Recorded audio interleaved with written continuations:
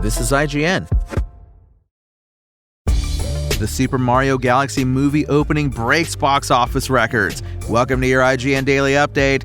But first, following the release of Avatar: Fire and Ash, fans of the franchise are wondering if creator James Cameron will get to realize his ambition of following it up with Avatar 4 and 5.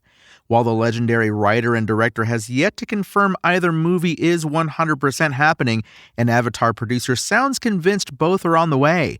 Speaking to Inverse, Avatar producer Ray Sankini said Avatar 4 and 5 are in the planning phase as we speak.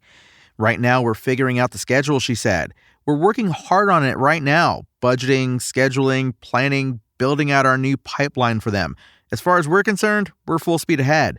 The special effects heavy Avatar films cost a huge amount of money to produce, but they have historically made billions of dollars at the box office. 2009's Avatar 1 remains the highest grossing movie of all time, not adjusted for inflation, and has earned a staggering $2.9 billion across several theatrical runs. 2022's Avatar: The Way of Water has earned $2.3 billion, meanwhile, cementing its place as the third highest grossing film of all time. Avatar: Fire and Ash, however, made $1.5 billion during its theatrical run. While that's a huge amount for any movie, it's some way behind its predecessors. So, has Fire and Ash done well enough to convince Disney to greenlight Avatar 4 and 5? Disney has given both sequels release dates already. Avatar 4 currently has a December 21st, 2029 release date, with Avatar 5 due out December 19th, 2031. Cameron, now 71, would be close to 80 years old by the time it all wraps up. According to Ray Sankini, both those release dates are tentative, although she intends to solidify the schedule in the not-too-distant future. We have the scripts, they're brilliant, she continued.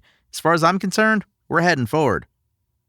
And Avengers Armageddon is already shaping up to be one of Marvel's biggest projects of 2026, but they're giving fans extra incentive to pick up the first issue of that major crossover event. All copies of Avengers Armageddon #1 will come bundled with an exclusive Magic the Gathering card. This exclusive card is titled Warstorm Surge.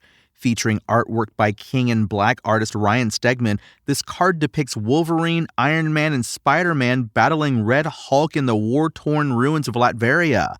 The Warstorm Surge card will be included with all copies of Avengers Armageddon #1, including both the standard cover and variant covers. It won't be sold separately.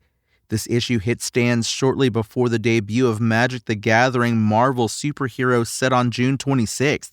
For those not aware, Avengers Armageddon is Marvel's latest major crossover event, and one that's being compared to 2004's Avengers Disassembled in terms of being a watershed moment with a lasting impact on the Avengers franchise.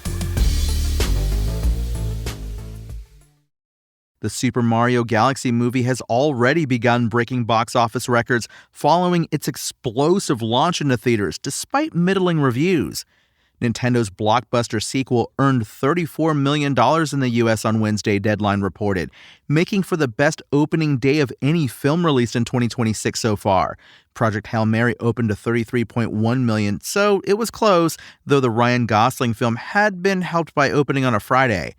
After launching on a Wednesday, the Super Mario Galaxy movie now holds the record for the best opening on a Wednesday in April ever, beating its predecessor, the Super Mario Bros. Movie, which collected $31.7 million in gold coins back in 2023.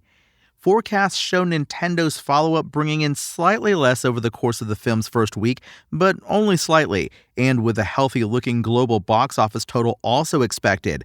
Nintendo will also likely be cheered by the fact that the movie has opened to a positive response from cinemagoers, demonstrated by its current 91% audience score on Rotten Tomatoes. That figure is far higher than the movie's overall critical consensus, with just 41% of reviewers judged as having recommended the film. Critics were similarly mixed on the first movie, which holds a slightly better 59% approval rating, as well as a better 95% audience score. IGN's own appraisal was also mixed. The Super Mario Bros. Movie ultimately went on to earn more than $1.3 billion, a feat both Nintendo and Minions animation company Illumination will surely hope this follow-up can replicate. And already there's talk of further sequels, not least from Bowser voice actor Jack Black, who has suggested that a third Mario movie will debut in 2029. If accurate, this would mean Nintendo will likely have a big movie in theaters every year for the remainder of the decade, with 2027 already reserved for its live-action The Legend of Zelda film. Then there's that leaked Donkey Kong spin-off, which would make sense to arrive in 2028, following a 2-year break for Nintendo's big-screen animated adventures and as a lead-up to the third Super Mario movie. That's your IGN Daily Update. My name is Tony Jackson, and if you want more news on your favorite games and entertainment topics, make sure to visit us at IGN.com. You can also download our free app on your phone or console and subscribe to our weekly podcasts through the podcast service of your choice.